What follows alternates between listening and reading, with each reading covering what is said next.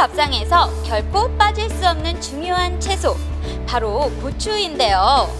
고추는 다른 작물에 비해 기후와 병해충에 영향을 많이 받기 때문에 재배하기가 쉽지 않은 작목 중 하나입니다. 하지만 이러한 어려움을 극복하고 고추 농사를 안전하고 체계적으로 지을 수 있는 좋은 정보가 있다고 하는데요. 과연 어떤 정보인지 전문가 선생님을 통해 알아볼까요? 박사님, 고추 농사를 좀 더 쉽고 체계적으로 지을 수 있는 방법이 있다고 해서 제가 찾아왔는데요. 어떤 정보인가요? 네, 각 시군 농업기술센터 담당자가 고추 생장에 관련된 정보들을 시기별로 조사해 꼼꼼히 기록하는 고추 생육 상황 조사 정보인데요. 비료 주기, 병해충 방제 등 때에 맞는 농작업 추진 자료로 활용되기도 하고, 작년은 물론 평년과의 작황을 비교해보며 예상 수량을 전망해 고추 수급을 조절할 때 활용하기도 합니다. 또한 고추 생육 상황 조사 결과는 농촌진흥청 홈페이지 국가병해충 관리 시스템 생육 정보란을 통해 공개하고 있어 정보가 필요한 분들은 언제든 열람해 영농에 이용할 수 있습니다. 네, 고추 생육에 관련된 빅데이터들을 조사하고 활용해서 시기에 맞는 농사 정보와 예상 수량까지 산출할 수 있는 아주 좋은 자료네요. 그렇다면 고추 생육 조사는 언제 하는 건가요? 네, 고추 생육조사는 6월 16일부터 9월 16일까지 15일 간격으로 매월 1일과 16일에 조사합니다. 하지만 만약 생육상황 조사 날이 주말 및 공휴일이거나 날씨가 좋지 않아 조사가 불가능할 경우 다음 날 조사하고, 기상재해 등으로 인하여 조사 필지가 유실 또는 매몰돼 조사가 불가능할 경우에는 서면 보고 후 조사 필지에서 제외합니다. 네, 조사 대상이 되는 포장을 선정하는 기준은 어떻게 되는지도 궁금한데요. 고추 생육조사 포장은 일반 농가나 농업기술센터 포장 중 관내에서 최소한 10필지 이상 재배되는 지역에서 가장 많이 재배되는 대표 품종 가운데 생육이 중간 정도로 예측되는 3개 포장을 선정하는데요. 가능한 지난해에 조사한 포장 또는 인근 포장을 선정해 지난해와 평년의 생육 상황을 비교할 수 있도록 합니다. 또 조사 지점은 조사하고자 하는 포장의 두둑에서 2번째 또는 3번째 떨어져 있는 두둑을 선정해 볼로 들어가 2번째 혹은 3번째에서 생육하고 있는 고추를 선택해 풀대로 조사 지점을 표시하고 기준주에 라벨을 부착해 매회 같은 포기를 횡으로 10주를 조사하고 조사 결과는 3개 포장 평균치를 활용합니다. 네, 그렇다면 어떤 항목을 조사해야 하는 건가요? 네, 고추 생육조사는 3.3제곱미터당 주수, 초장, 주당 착과수, 수확량, 시바르당 예상 수량을 조사하는데요. 주수, 초장, 주당 착과수는 6월 16일부터 9월 16일까지 매번 조사하고, 수확량은 8월 1일부터 9월 1일까지 3번, 시바르당 예상 수량은 9월 16일에 한 번 조사합니다. 그리고 경우에 따라 처음 수확한 날과 침수 피해, 고온이나 가뭄 시 석회 결핍과 일소 피해과 등 생리장애 상황을 추가로 모니터링할 수 있습니다. 와, 정말 너무나도 꼼꼼하고 정확하게 조사를 해야 할 것 같은데요. 그렇다면 왠지 특별한 요령이 필요할 것 같은데요. 어떤가요?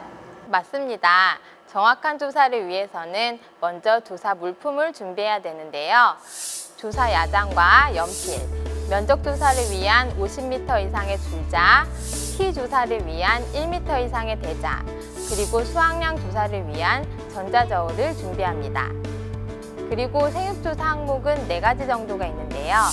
첫 번째, 3.3제곱미터당 주수를 계산하기 위해서는 조사 면적을 산출한 다음 조사 면적에 심어진 고추 포기 수에 3.3제곱미터를 곱한 값을 조사 면적으로 나눠주면 됩니다.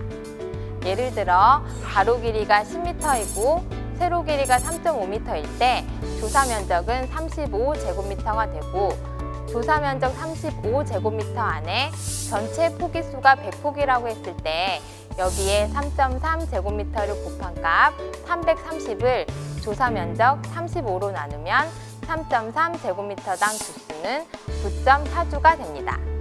두 번째는 키 조사 방법으로 원줄기를 지면에서부터 제일 긴 가지의 끝까지 자로 측정합니다. 그리고 세 번째는 주당 착과수 조사인데요. 주당 착과수는 고추 한 포기에서 고추 길이가 2cm 이상 되는 과실의 총 개수를 조사합니다.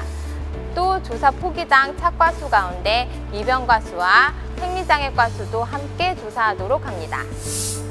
마지막으로 시바르당 예상 수량 조사는 8월 1일부터 9월 16일까지 4번에 걸쳐 조사된 수확량을 합산해 산출하는데요. 자세한 예상 수량 산출 방법은 매회 조사 시 3.3제곱미터당 수확량 중 상품 과율과 평균 건조율을 감안해 산출합니다. 여기서 상품 과율은 조사 면적 내의 고추 중에서 이병 과율과 생리장애과 등 비상품과의 개수를 조사 면적 내의 전체 수확 개수로 나눠 환산하고 평균 건조율은 18.1%를 적용합니다.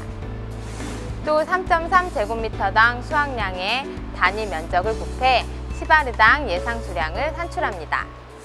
네, 생육 조사를 통해서 병해충 발생 정보도 확인을 할 수가 있다고 들었는데요.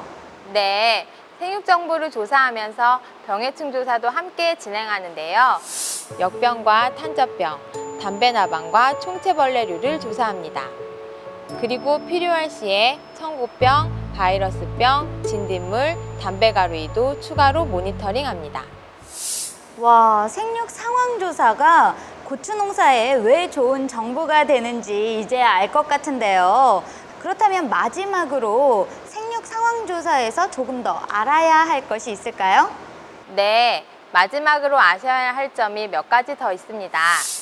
고추 생육 조사는 표본수가 적기 때문에 조사 전에 포장 전체를 달관 조사해 생육이 균일한지 파악해야 되고요. 조사할 때는 기준에 준해 조사하되 지나치게 작거나 큰 개체는 제외해야 합니다. 또 조사 후에는 조사된 성적이 조사 포장의 대표치가 되는지 다시 확인하는 작업도 꼭 진행해야 합니다. 이렇게만 하신다면 고추 생육 조사를 문제없이 진행하실 수 있습니다. 고추의 생육 상황과 병해충 조사에 대해서 알아보면서 우리 농업의 광영농의 꿈을 다시 한번 확인할 수가 있었는데요. 농업인 여러분, 고추 생육 상황 자료를 통해서 좀 더 안전하고 체계적인 농사를 지어보시는 건 어떨까요?